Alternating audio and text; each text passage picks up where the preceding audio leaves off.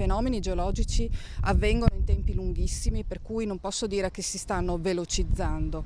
Certo è che ci sono degli eventi più ravvicinati dal punto di vista meteorologico, un po' più intensi, che quindi creano delle conseguenze. L'uomo poi interagisce col territorio a modo suo, a volte lo rispetta, a volte non lo rispetta, e di conseguenza le conseguenze fisiche, tangibili, si vedono. Per questo è necessario avere un rispetto e una prevenzione, prevedere degli studi e degli aggiornamenti di tutta quella che è la cartografia del territorio.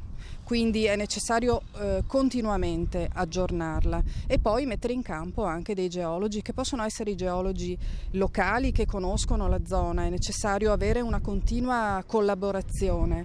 Io credo che sia necessaria una maggiore cultura geologica. Si sente parlare molto spesso in TV, quando succedono queste cose, di rischio idrogeologico, ma alla fine io non credo che sia proprio chiaro che cosa vuol dire. Non significa che quando avviene una frana in una strada la si ripulisce e il problema è risolta l'emergenza, ma le cause che hanno creato la frana, quelle sono un'altra cosa, quelle vanno studiate.